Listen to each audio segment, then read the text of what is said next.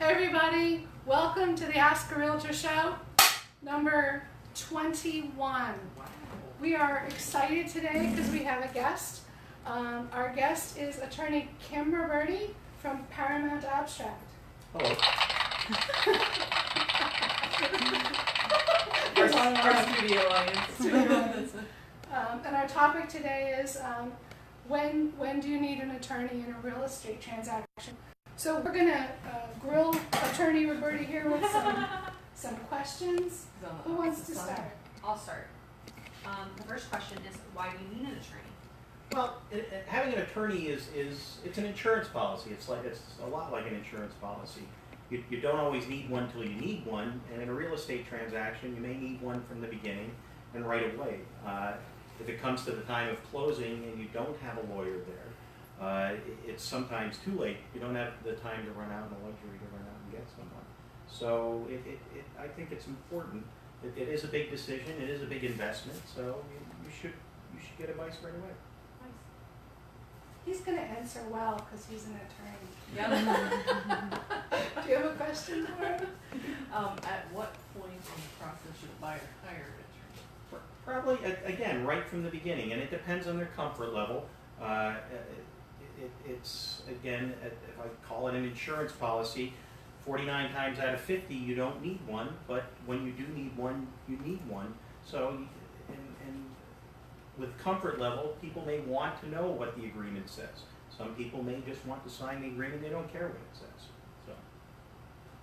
Very good. All right. Now, in Pennsylvania, a real estate attorney is not required for a real estate transaction, but that's different in some states, correct? Yep, it is. In some states, attorneys are required. For instance, in New Jersey, there is an automatic attorney review period, meaning once you sign the contract, it's not binding until you've had an opportunity, at least an opportunity, to go see a lawyer, have him or her look over the contract, make suggested changes, and that often results in the lawyer writing a letter saying, I want you to delete this or add this, and it changes the agreement. It's for the protection of the parties. Very interesting. Very good. Can you see Christina? Like, I can't fit you guys all in there. Let me scooch over. There you go. Is this better? Uh-oh. Christina, you break it, you bought it. Yeah. That's a little better. Let me scooch over more. Should I take more room for it? No, you're good. I need to stop eating dessert. Why? We're live, people. No. What about when a deal starts to fall apart in a real estate transaction? Well, in that case, all parties should probably at least talk to a lawyer, and there's lots of reasons for that to happen. The down money may be at stake. There may be other liabilities that each party may have. The buyer may be liable to the seller for the entire purchase price. They may not be. I think once it really starts to fall apart, then you at least need a 15-minute phone call to a lawyer. And most realtors that I know a lawyer that's pretty readily available. And I get a lot of those phone calls. And I'll jump in and mention that we as real estate agents have a duty to tell our clients when they have questions that are beyond our scope. We need to say you need to advise, not advise, consult a real estate attorney. And on every agreement of sale, at the bottom, and on the listing contract, it says if you have legal questions, you're to consult an attorney. So buyers and sellers will see that and hear that advice throughout the process at one point or another. Very good. Who's next? So on the seller side, when would a seller want to hire an attorney? And that's on a comfort level as well too, and a lot of this has to do with what people are comfortable with. Oftentimes, most sellers, when they hire attorneys, hire them right from the beginning. It's been my experience, and because they want someone to go over the contract with them, they want someone to explain to them, well, I've paid my property taxes for the year. Do I get those back? And oftentimes those questions can be answered relatively quickly. They want to know sometimes well, what happens if the buyer doesn't buy my property? What are my rights? But oftentimes I don't get those kind of questions till things are really starting to get shaky. So a seller would want to talk to a lawyer right away. And there may be some simple tax questions the lawyer can answer. I know sometimes that I have to tell people, this is beyond me, you need to talk to a tax professional, but probably from a seller's perspective, especially right away. How often does a for sale by owner contact you? I get contacted by for sale by owners several times a month. Usually they are somewhat lost in the process. You know, they've shown their house to someone, whether it's a friend, a neighbor, or someone they just found online, and now they've reached an agreement on the price, and they just don't know where to go from there, how to put it in paper. Even if their buyer has been talking to a lender, and the lender is giving them advice on borrowing money, they still need an agreement of sale. And I've seen quite a few times where people just find one on the internet, an agreement on the internet, and pluck it from another state, or it's something that someone else did kind of freehand, and it can be a disaster. Sometimes it's an agreement that looks like an agreement, but isn't legally binding, and it doesn't always, even if it is legally binding, it's not legally binding in the way that people think it is. So especially if you're operating without a realtor involved, I think you need to talk to a lawyer right away. It's really not something you want to try to do on your own. One of the two, yeah. So you would work for the seller then, right? If the person called from who's selling their house. And Well, work for them. it can be the seller or the buyer, but you know, and whoever contacts me first is who my client is. So. Yeah. Right. Oh, so be the first one to call. Good. I don't have a whole lot. Do you mainly see it for repair issues and addendums? Well, that gets back to something I think I hit on when we were talking originally is You have like a date? And sometimes, and I think everybody that's sitting around here can testify to it, that sometimes you get to closing and something comes up. The seller hasn't done something they're supposed to do, or during the walkthrough, the furnace isn't working, or the seller is keeping their furniture in the garage until they can move it out because they're moving the next day. And you really need those things down in writing, because once you close, any promises that were made before closing may not be enforceable anymore unless you have something in writing.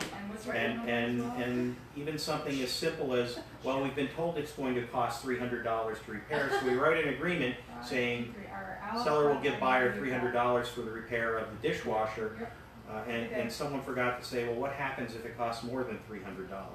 Who's going to pay for that? Is the seller going to contribute, or is the buyer agreed to limit the liability to $300 and will keep anything if they get it repaired for $200? So it is important to draft a well-drafted, well-crafted addendum at closing for those issues. And again, that's something that will come up, and it's too late to hire a lawyer then at that point. Oh, that's an interesting point. So there are times when it's too late. Oh, you mean after closing? Well, after closing or at closing. I mean, you can try calling a lawyer to get them there right away. And I guess if they aren't doing anything else, or they're across the street, you might be able to find them, but that could get really difficult. And probably more expensive at that point.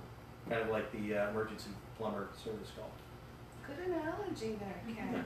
Did you learn that in law school? Where did you go to law school? University of Pittsburgh. How many years were you there? I was there 3 years. I like That's it. not Pittsburgh's a lovely school. What? Law school's 3 years? Is it? Yeah.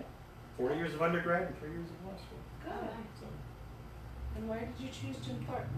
I grew up in Jim Thorpe. When I first graduated law school, I worked in Philadelphia, lived outside of Philadelphia, and I moved back home to work with family. My father's a lawyer at Jim Thorpe too. We love Tony as well. Yeah, I do Shout out too. yeah. Oh, I guess, do we still have questions? Yes, we do. Yeah. A couple more. So is this referring to the seller? You guys wrote these notes. So Yeah. when you work with a seller, we go back to the seller. How do you advise them on rental properties? Right. Oh. Properties.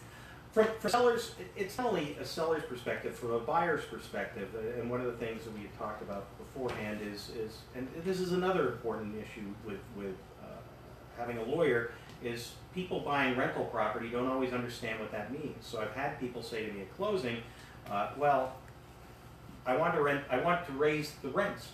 I need to recoup my investment. I want to raise the rents. Cha-ching. And the first question is: Are there existing leases? And if there are existing leases, you're stuck with those until they run their term. And you may want someone to look through. You may want a lawyer to look through the leases, because the lease may say, unless you notify the tenant within 30 days of the end of the lease, that it renews under the exact same terms. So, and people don't often understand that. I don't think buyers understand that they can create a window for, like, within so many days, the seller needs to provide the leases to them so that they can review them and then they can back out of the sale. You can I feel set. people that they don't know. Yeah, you can set due diligence periods, so that I have, 5 days to inspect the leases, and if not, I don't want to. And those are the kind of things that could be negotiated at the beginning of the contract. Or zoning issues, right now it's a home, but it's got a space in the front of it, and it's in a more commercial area, and I want to put a knick-knack shop or a hoagie shop or whatever in the front of it. I want to investigate those zoning issues. And we don't want to give the implication that the only person who has this wisdom is an attorney. No, we as realtors and brokers are trained on most of it. But again, we're trained on the specific, detailed, fits in a box scenarios. So a lot of life doesn't fit in the box scenario. And if you are working with a realtor, again, they will advise you when you have questions or are in a situation that's outside of their learning or scope. So, good. Next. Isn't hiring an attorney really expensive? It's not. From a buyer's perspective, for instance, my title company, Paramount Abstract, is owned. What was the name of that? Paramount Abstract, 56 Broadway, Jim Gordon. Is owned by attorneys. My father and I. My father started the company in 1980, and we routinely go to closings. We don't charge extra for that, and I oftentimes will get phone calls from buyers before closing, and I don't charge extra for that. What I always tell them is, you're not going to be charged an attorney fee unless I really need to jump in and start spending a lot of time as a lawyer because of whatever issue. Somebody's threatening to sue someone else, and if I really have to spend hours and hours, then there will be a fee. But generally, no. If for a company like ours, and there's other ones out there, I don't need to just use it as my own time, but I do. There are other companies that are owned by attorneys, and you'll oftentimes get an attorney at closing for relatively inexpensive, or no charge at all if they own the title company. And then typically, a lot of times, someone may hire their own outside lawyer from a buyer's perspective or a seller's perspective, and as long as it's not too complicated a transaction, not too commercial transaction, or not too large of a transaction, I've seen fees typically in the $300 to $500 range, sometimes more. Things can get more complicated than that, but if there aren't a whole lot of hours involved, it doesn't get that expensive. Now, when we have these shows, we usually put our guests on the spot, as our viewers know, and we ask you if there are anything special you can offer to anyone watching this video today that might need your services. Certainly, and I'd be happy to do it. Anybody with a real estate related question, buying or selling a property, as long as it doesn't create a conflict with me. For instance, I don't represent the other side. I'd be happy to spend 15 minutes on the phone just talking to them. Because there are some questions that can be answered that are really bothering people, causing them to lose sleep at night. They can be answered quickly in 5 or 10 or 15 minutes. That's And valuable. I don't mind doing that, and I do that a lot. And that was at no charge. At no charge, yes. That's At no valuable. charge. And does that have an expiration? Well, since this is going on the internet and will live forever, we'll say till the end of, we're in July 2018, till the end of 2019. And maybe even after That's that. huge. Wow, that's really valuable. nice. Where's our copy? Yay. There you go. Somebody asking all the questions? I was gonna say, I don't understand this one. Who's that for? I don't know. Tax sales and. Oh, certain kinds of purchases and transfers have more things going on, like a foreclosure or a tax sale. And I get calls from buyers who there's some buyers are really experienced and they're comfortable with the process, but some buyers may just be getting their foot in the door and thought, well, my cousin Joe had bought a house, fixed it up and sold it, and I think I wanna do that. Yeah. And they're buying a Caveat. foreclosure or a post-tax sale property, and I get calls from nervous buyers now and then, wanting to know, well, gee, is this really now free and clear? Has the foreclosure taken care of the problems? And we can take a look at the title search and go through it and make sure that all the tax sale problems have been solved. Awesome.